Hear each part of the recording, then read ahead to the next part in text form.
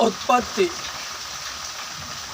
अध्याय 33।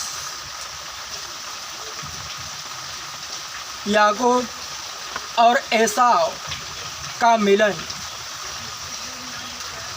याकूब ने आंखें उठाकर यह देखा कि एसाव 400 पुरुष संग लिए हुए चला आता है।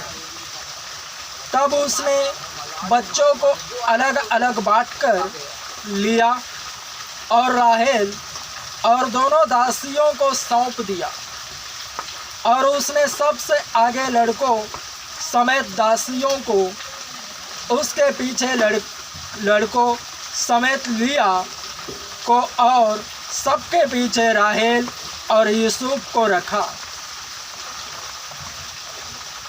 और आप उन सब के आगे बढ़ा और 7 बार भूमि पर गिर के दंडवत की और अपने भाई के पास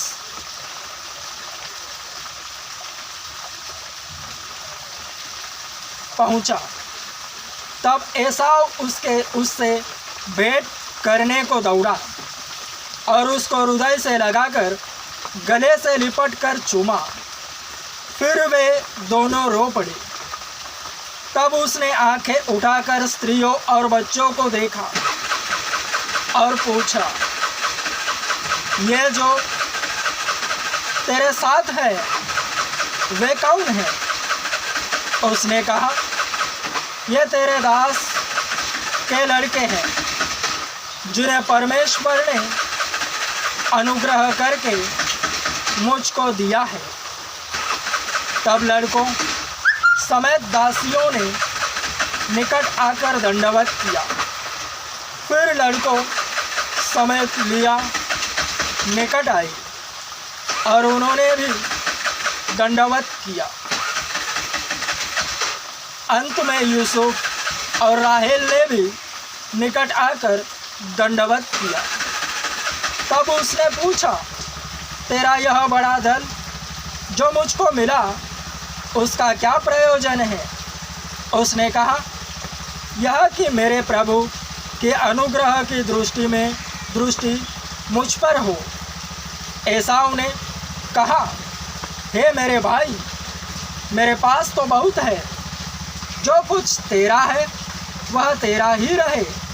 याकूब ने कहा, नहीं नहीं, यदि तेरा अनुग्रह मुझ पर हो तो मेरी भेंट ग्रहण कर, क्योंकि मैंने तेरा दर्शन पाकर मानो परमेश्वर का दर्शन पाया है और तू मुझसे प्रसन्न हुआ है। इसलिए यह भेंट जो तुझे भेजी गई है ग्रहण कर, क्योंकि परमेश्वर ने मुझ पर अनुग्रह किया है और मेरे पास बहुत है। जब उसने उससे बहुत आग्रह किया तब उसने भेंट को ग्रहण किया। फिर एसाव ने कहा, आ हम बढ़ चले और मैं तेरे आगे आगे चलूँगा। याकूब ने कहा, हे मेरे प्रभु, तू जानता ही है कि मेरे 7 सुकुमार लड़के और दूध देने हारी भेड़ बकरियां और गायें हैं।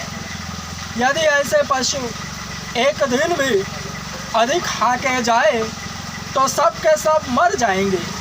इसलिए मेरा प्रभु अपने दास के आगे बढ़ जाए और मैं इन पशुओं की गति के अनुसार जो मेरे आगे है और बच्चों की गति के अनुसार धीरे धीरे चलकर सेईर में अपने प्रभु के पास पहुंचूंगा।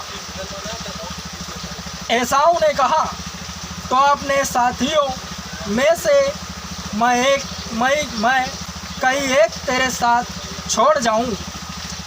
उसने कहा, यह क्यों? इतना ही बहुत है कि मेरे प्रभु के अनुग्रह की दृष्टि मुझ पर बनी रहे। तब एसाव ने उसी दिन से ही जाने को अपना मार्ग लिया, परंतु याकूब वहाँ से निकलकर सुक्कोत को गया और वहाँ अपने लिए एक घर और पशुओं के लिए झोपड़े बनाए। इसी कारण उस स्थान का नाम सुक्कोत पड़ा। सुक्कोत अर्थात झोपड़े। याकूब जो पद्दनराम से आया था, उसने कनान देश के शकेम नगर के पास कुशल क्षेम से पहुंचकर नगर के सामने डेरे खड़े किए और भूमि के जिस खंड पर उसने अपना तंबू खड़ा किया, उसको उसने शकेम के पिता हमोर के पुत्रों के हाथ से 100 कसीतो अर्थात चांदी का सिक्का में मोल लिया। वहाँ उसने एक वेदी बनाकर उसका नाम एल एलोहे इज़राइल रखा।